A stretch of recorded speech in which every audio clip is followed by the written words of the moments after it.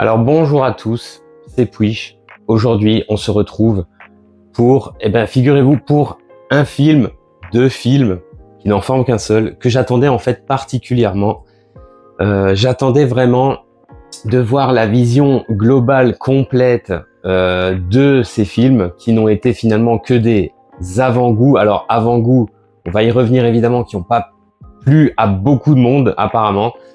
Donc aujourd'hui, on est là pour la critique de Rebel Moon, partie 1, partie 2, Director's Cut, Snyder's Cut, version complète, voilà.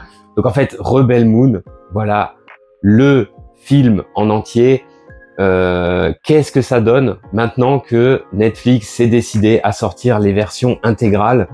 Alors versions intégrales qui sont évidemment très graphique. On aura aussi 2 scènes de sexe, pour moi assez hors de propos, mais bon voilà, on va dire que ça justifie l'appellation pour adultes, on va dire, de cette version-là. Ben écoutez, moi vous le savez, Rebel Moon c'était déjà à la base des films qui m'ont plu, même si effectivement ils étaient quand même bardés de défauts tout de même. Ça reste de la science-fiction, du très grand spectacle, un espèce de mélange, un boogie-boulga de tout et n'importe quoi, selon voilà que vous appréciez ou pas, effectivement. Un côté très Sucker Punch, donc autre film du réalisateur. Hein. Et c'est vrai que cette version-là, si déjà vous aviez pas aimé l'autre version, je pense pas qu'elle peut vraiment vous plaire. Parce que dans le fond, rien n'est véritablement bouleversé. C'est-à-dire au niveau scénario, on reste exactement dans le même tracé que les deux autres films. C'est simplement tous les à côté. Il va y avoir beaucoup de choses qui vont être clarifiées, plus expliquées. Il va y avoir aussi certains personnages qui vont avoir des rôles plus importants, c'est même pas important, mais plus détaillés. Donc on va y revenir. Et puis c'est surtout les films qui vont devenir tout simplement très violents. Voilà. Donc ils vont devenir vraiment, ça va être un carnage. Il va y avoir des morts. Alors il y avait déjà des morts bien sûr, mais ce n'était pas graphique. Là, il y a des têtes qui explosent, il y a des mecs qui volent dans tous les sens en morceaux. C'est vraiment un film carrément violent. Donc le premier film, donc ils ont même changé le nom des films, hein, donc c'était L'Entailleuse et puis je me souviens plus. Là ils ont carrément changé. Donc la première partie s'appelle Calice de sang, chapitre 1. Chapitre 2 s'appelle La malédiction du pardon. Et on a 2 films qui duraient 2 heures chacun. On a une première partie qui passe à 3h35, c'est quand même énorme. Et une deuxième partie également qui passe à 3 heures. Donc on a 2h30 supplémentaires, donc c'est assez énorme. C'est assez énorme et c'est vrai que du coup les ajouts sont pléthores. Alors on aura beaucoup de scènes modifiées, arrangées, beaucoup plus longues, et on aura aussi tout un tas de séquences tout simplement inédites, voilà, et notamment le premier film, donc le Calice de sang, qui démarre tout de suite par une scène de guerre vraiment très prenante et qui nous donne en même temps l'origine d'un des personnages secondaires, l'origine story en quelque sorte d'un des personnages secondaires qui était pas si important que ça dans l'autre film, qui était plutôt anecdotique. Et là, on aura plaisir de le suivre puisque toutes ces scènes à lui vont être beaucoup plus longues, il va y en avoir beaucoup plus. C'est le soldat qui aide, fait partie du bataillon qui va rester au village sur Velt pour surveiller les villageois. Vous vous souvenez, dans le premier film, si vous l'avez pas vu, alors voilà, je raconte, c'est pas vraiment du spoil. Et ben en fait, on va voir l'origine de ce jeune homme qui en fait est de famille royale, sa planète, voilà, a été attaqué par le monde mère, a été attaqué par, évidemment, le général Atticus Noble, donc Edge Shrine, toujours aussi excellent. Donc, la scène d'intro, elle est carrément excellente. On a une grosse scène de guerre sur cette planète, avec, voilà, sa famille qui résiste. Donc, sa famille, il fait partie carrément de la famille royale, hein. Et ben voilà, le personnage de Ed Skrein rentre en place et tout de suite, il donne un dilemme insensé à ce jeune homme, voilà, pour laisser la vie sauve, c'est ce qu'il en dit, à sa famille. Et c'est comme ça qu'il va se retrouver enrôlé dans cette armée. Donc, c'est pas mal parce que dès le départ, on voit que le côté rebelle de ce personnage, bah, il se comprend tout à fait par son histoire. En fait, voilà, il s'est retrouvé là par force. Il a la haine aussi, lui aussi, contre le monde mère et contre ses armées. Donc, le fait qu'il se révolte est tout à fait logique. On aura aussi l'autre personnage, le personnage de Jimmy, donc du robot, qui lui aussi va être carrément étoffé. On le suivra tout au long des films. Cette fois-ci, on va pas l'abandonner complètement comme c'était le cas dans le premier film où on l'abandonnait pour le retrouver dans la séquence finale avec des cornes de cerf. Voilà, il avait pété un plomb dans la nature. Là, voilà, on va le suivre au travers de scènes régulières dans le premier film, mais même dans le second d'ailleurs. Hein. On va suivre, voilà, ses pensées de robot. Il va se balader dans la nature, il va faire tout un tas de trucs. Donc ça aussi, c'est très sympathique. Et puis globalement, voilà, on aura nombre de scènes qui rendront en fait la narration, moi je trouve beaucoup plus logique, beaucoup plus fluide, et on aura beaucoup plus de facilité à comprendre certaines petites choses qui n'étaient pas expliquées de façon, c'est pas que c'était pas clair parce qu'on s'en doutait, mais c'était pas dit tel quel. Et là, en fait, tous les petits points qu'on a en plus, bah, c'est tout simplement beaucoup mieux, quoi, beaucoup plus fluide. Alors fluide pour des films qui durent chacun 3 heures et 3 heures et demie. On reste quand même sur du gros film très dense. Il se passe quand même beaucoup de choses. Après, au niveau des scènes d'action, bah voilà, en dehors alors donc de l'introduction, comme je vous ai dit, qui est une scène de guerre à part entière qu'on ne voyait pas du tout dans le premier film, on aura toutes les séquences quasiment de combat du film qui sont rallongées, qui sont ultra gore, qui deviennent super violentes, avec des mecs qui se font couper en morceaux, comme je vous disais. Les blasters, cette fois-ci, c'est plus du piou-piou comme ça. On verra à de multiples reprises les impacts des fusils laser sur les personnages. Alors voilà, ça donne un effet... Moi, ça m'a fait penser un petit peu à ce qui se passait quand Blade tuait les vampires. C'est-à-dire, on a en même temps la flamme, comme ça, les mecs explosent. Alors, avec tout le gore qui va avec... Hein. Les mecs volent en morceaux, il y a des yeux qui volent au premier plan, ils se font couper de partout, ils explosent. On a notamment le premier flashback de Cora, où elle explique toute son histoire dans l'armée. On a donc cette grande scène de guerre avec l'espèce de planète de neige, comme ça, et de boue. On a cet assaut comme ça, et on a des plans larges, où il y a tous les tirs comme ça de laser qui vont de part et d'autre du front. Et on a comme ça tous les soldats qui explosent en morceaux, en des nuées comme ça de boyaux et de sang. C'est cool. C'est hyper... en plus, c'est du gore assez dark, assez crade. On aura aussi, voilà, le personnage de Ed Skrein, surtout dans le deuxième film, qui va massacrer les villageois comme quand il sautait dans la tranchée. Là, il va les massacrer, ça va devenir super gore. Il y a évidemment l'excellente scène de combat dans la grange dans le premier film. Alors là, qui devient une véritable boucherie. Mais on s'en doutait, hein, avec tous les cuts qu'il y avait dans l'autre film. Bref, pour moi, ça, c'est vraiment excellent. C'est ce qu'on aurait dû avoir, en fait, dès le départ. Et je trouve que ça renforce l'impact. Voilà, enfin, on a des scènes d'action avec de l'impact, avec du gore. Alors, vous allez me dire, oui, mais c'est encore plus bas de plafond. Alors, d'un certain point de vue, oui, mais on a le spectacle qu'on est venu chercher, c'est-à-dire une aventure guerrière à la Star Wars, une espèce d'épopée spatiale super violente. Bah là, on l'a. Voilà, là, on l'a. Comme dit, la plupart des personnages sont tous un peu plus creusés. On a aussi le personnage de Tidus, donc du général, qui est toujours aussi excellent. On verra un peu plus. On verra un peu plus tout le monde. Et moi, je trouve c'est pour le bien de l'ensemble. Même s'il faut dire que le film garde tout de même, voilà, des défauts. Comme je vous disais, si vous êtes allergique au ralenti, allergique à la réalisation extrêmement tape à l'œil de Zack Snyder, ben, nul doute que voilà, ça ne vous plaira pas quoi qu'il arrive. Maintenant, franchement, putain, j'ai envie de dire, faut vraiment faire la fine bouche. Il y a vraiment des gens, ils aiment plus rien. Je sais pas, ils apprécient absolument plus rien.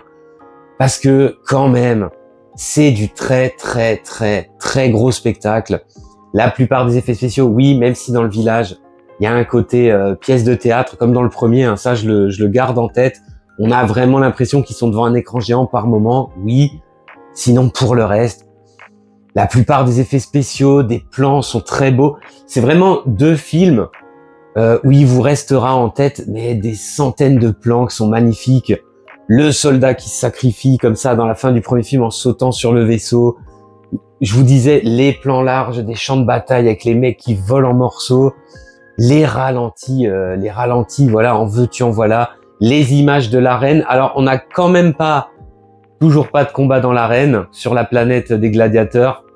C'est dommage. Par contre, les séquences sont un petit peu plus longues. On voit notamment un gros monstre à 4 bras, style Goro dans Mortal Kombat. On se croirait dans Mortal Kombat. Écraser et faire une fatalité à un pauvre type.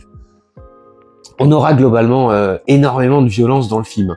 Les mecs se font sauter le caisson, ça vole de partout. Il y a beaucoup d'action, il y a aussi beaucoup de moments assez calmes, de petits moments de blabla. C'est un film basé aussi beaucoup sur les flashbacks de tous les personnages. Petit regret pour ma part, le personnage de la coréenne là qui se bat avec les doubles sabres, elle a pas un rôle beaucoup plus grand, c'est vraiment dommage. Comme dans les autres versions, son personnage disparaît un peu trop rapidement, je trouve. C'est dommage parce qu'elle était vraiment excellente. Son combat avec l'araignée dure beaucoup plus longtemps. Avec le monstre araignée, c'est assez cool. Globalement, le film, voilà, moi, j'ai adoré. Je suis fan, je suis friand de ce cinéma. Un cinéma qui en met plein la vue. Pour Zack Snyder, c'est quand même beaucoup plus réussi que Army of the Dead, qui était vraiment très raté. Maintenant, pour moi, voilà, cette version, c'est la version indispensable. Je comprends même pas pourquoi ils ont sorti les deux autres versions qui ne servent absolument à rien. Ils auraient dû tout de suite sortir cette version-là. On est quand même sur des films très longs. Pour les défauts, ben évidemment, c'est long, c'est tape à l'œil. On a toujours Sofia Boutella. Alors même si physiquement elle est à fond dans le rôle, son personnage reste quand même une grosse chialeuse. C'est vraiment dommage parce que c'est vraiment une guerrière, voilà. Donc ça c'est dommage, arrête un peu de faire la gueule, voilà. C'est ce qu'on a envie de lui dire. Alors peut-être s'il y a éventuellement une suite, ce serait quand même pas mal. On a aussi le personnage de l'empereur qui est plus creusé, notamment sa décision de prendre le pouvoir, notamment on a plus de scènes avec lui et Korra aussi. La machination qu'il monte est plus élaborée, on a plus de détails sur tout ça, on a plus de détails sur le pourquoi. Donc ça aussi c'est très bien. La scène d'assassinat, bon, elle est toujours assez ridicule, même si là, je trouve, elle passe mieux dans cette version et surtout, elle devient très violente, notamment la reine qui se fait égorger comme ça. Ça devient beaucoup plus violent, c'est un petit peu moins ridicule. Après, pour moi, les deux films ont un défaut. Ils ont un côté fatigant. Voilà, il faut bien le dire, ils ont un côté fatigant et je trouve que le côté fatigant arrive par la musique du film. La musique du film, elle est omniprésente. Elle singe un petit peu certaines sonorités de Man of Steel, sauf que là, c'est pénible. À plein de moments, c'est vrai que le score du film m'avait pas vraiment emballé, ni dans cette version, ni dans la première version. C'est un peu logique, c'est la même musique, hein.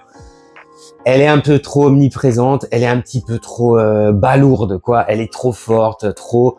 Au bout d'un moment, elle prend la tête. Alors, il y a quand même quelques thèmes qui sont très beaux. Notamment le thème, il y aura plusieurs thèmes chantés hein, qu'on entendra de nouveau qui sont très beaux. Effectivement, un des thèmes du film qui est un peu plus doux est très beau. Par contre, le reste, les bum bum bum, bon, ça, il faut bien avouer, au bout d'un moment, c'est fatigant. C'est peut-être le point le plus négatif, moi je trouve finalement du métrage. C'est le score du film. Au bout d'un moment, il est fatigant, il prend la tête. Par contre, pour tout le reste, Rebel Moon, ça reste un spectacle total. Alors, tout le monde a craché dessus. Quand est sortie la deuxième partie en avril, je pense que personne n'a regardé. Personne n'attendait plus rien. Moi, je vous dirais franchement de laisser une seconde chance à Rebel Moon parce que quand même, merde. C'est du gros spectacle. Ah putain, si vous aimez un peu la science-fiction, si vous aimez les gros films comme ça, pour le coup, il mérite son Rated R. Voilà, c'est vraiment très gore, très violent. Alors, effectivement, il y a beaucoup de sang numérique, mais quand même, tout est globalement très bien fait. De toute façon, tout est dans un écrin, voilà, très Zack Snyder, un numérique, les lumières, tout. C'est vrai que tout est emballé, voilà, c'est de la SF de gros calibre, de gros niveau. Si vous aimez Warhammer, bah voilà, le film aussi baigne dans les références à Warhammer. Moi personnellement, j'adore, je suis totalement fan de Warhammer 40 000, donc évidemment que ça me plaît énormément. Faut avouer que tout ce qui est les costumes, les armes, les vaisseaux, ah putain, il y a quand même du boulot. C'est des designs qui sont carrément stylés. On verra aussi beaucoup plus les prêtres à tête de squelette, comme ça, on les verra beaucoup plus avec leur espèce de panneau en forme de dents. On les verra récolter les dents des ennemis de l'Empire pour faire une espèce de espèce de collage niveau CM2. Mais bon, un truc à la con. Alors on sait pas trop ce que ça veut dire, mais c'est assez intriguant. Ça fait travailler l'imaginaire. On verra aussi le cœur des vaisseaux avec ces espèces de grandes statues qui en fait recèlent beaucoup de mystères. On en verra plus sur ça. C'est assez fascinant. A priori, ces personnages seraient plus ou moins vivants, seraient des êtres, des espèces d'êtres humains géants comme ça. C'est assez fascinant. On en apprend un peu plus sur eux. On a envie d'en savoir encore plus.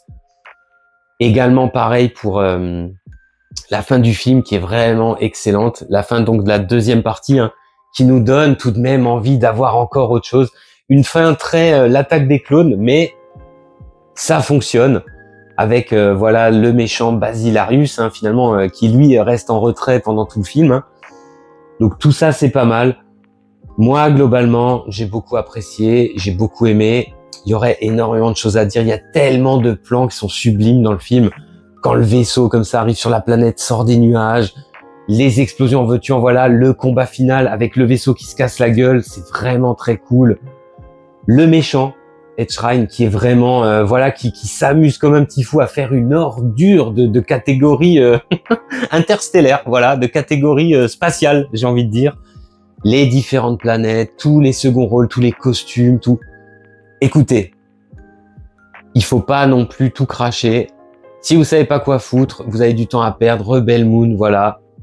C'est quand même du bon, c'est quand même du lourd. Moi, j'ai vraiment aimé. Je vous conseille à 500%. J'avais déjà aimé les 2 premières parties. Dommage pour Netflix, je trouve qu'il a très mal joué. Ils auraient dû tout de suite sortir la version intégrale. Nul doute que la version coupée ne sert plus à rien du tout. Voilà. Aucun intérêt de la regarder à nouveau.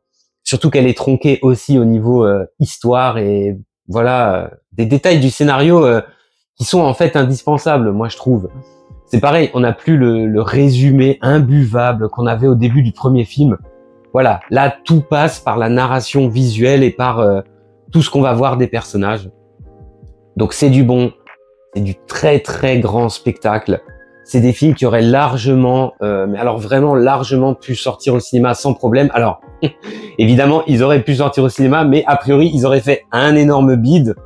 Donc, ils ont le mérite d'exister. J'espère, voilà, je fais partie des rares, certainement, parce que tout le monde crache à la gueule des films. Alors, j'ai pas encore regardé les critiques de la version longue. Je serais curieux de savoir si certains changeraient d'avis.